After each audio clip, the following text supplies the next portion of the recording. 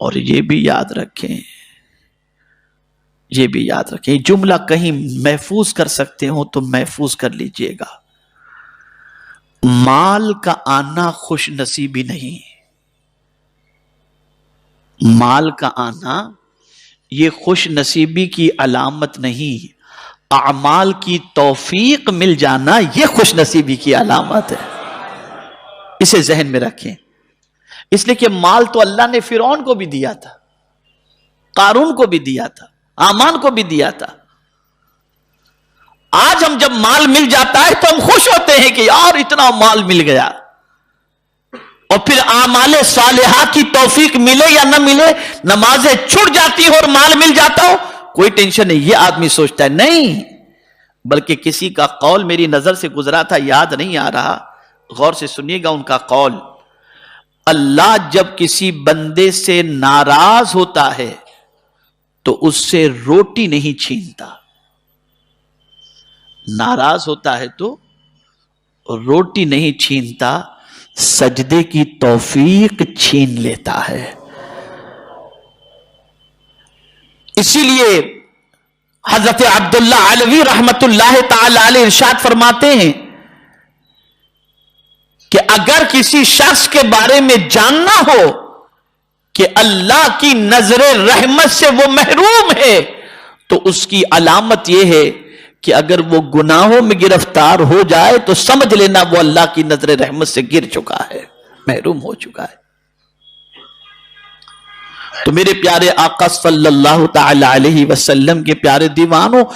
جو حال ہے اس حال پر اللہ کا شکر ادا کریں۔ اس سے مراد یہ نہیں کہ آپ زیادہ کے طلب میں نہ رہیں، لیکن آپ محنت کر رہے ہیں، مشقت کر رہے ہیں، باوجود اس کے آپ کو قلیل روزی ملتی ہے تو آپ اس پر اللہ کا شکوہ نہ کریں بلکہ قناعت کریں۔ یہاں مجھے آقا کریم صلی اللہ علیہ وسلم کا ایک ارشاد یاد آ رہا ہے، اور بڑا پیارا ارشاد ہے، اللہ اکبر۔ سیدنا فاروق اعظم رضی اللہ المولا تبارک و تعالی عنہ رسول اعظم صلی اللہ علیہ وسلم سے ملنے کے لیے تشریف لے گئے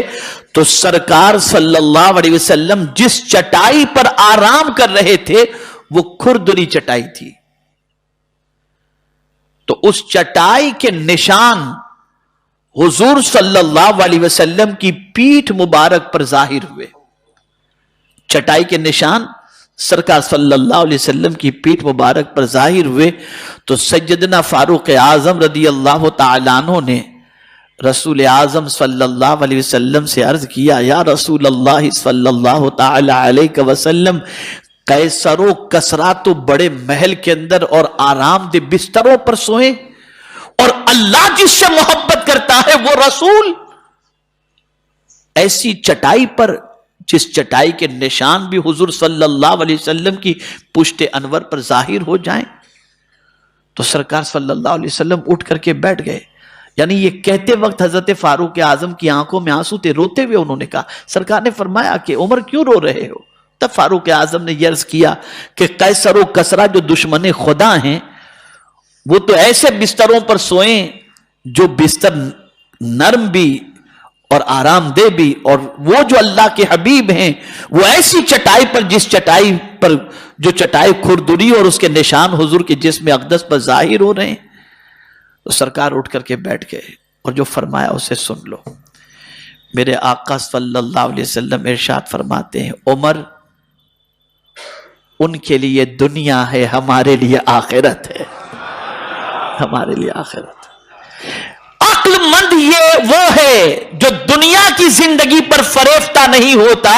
وہ یہ سمجھتا ہے یہ بلبلے والی زندگی ہے، بلبلہ بڑا نظر آتا ہے لیکن اس کی کوئی اہمیت نہیں ہوتی۔ یہی اس دنیا کی پوزیشن ہے، یہاں کی زندگی کی کوئی اہمیت نہیں ہے، یہاں تو بھیجا ہی اس لیے گیا ہے تاکہ ہم آخرت کی کھیتی کر کے اپنی آخرت کی زندگی کو سنواریں۔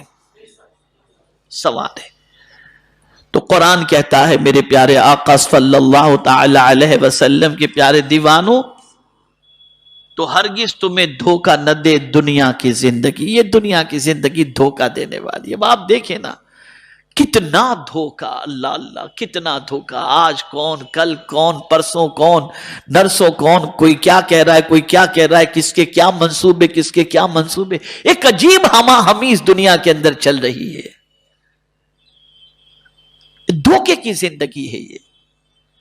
اور کوئی نہیں جانتا کہ کب اس دنیا سے جانا ہے، کسی کو نہیں خبر، کب جسم سے روح کا رشتہ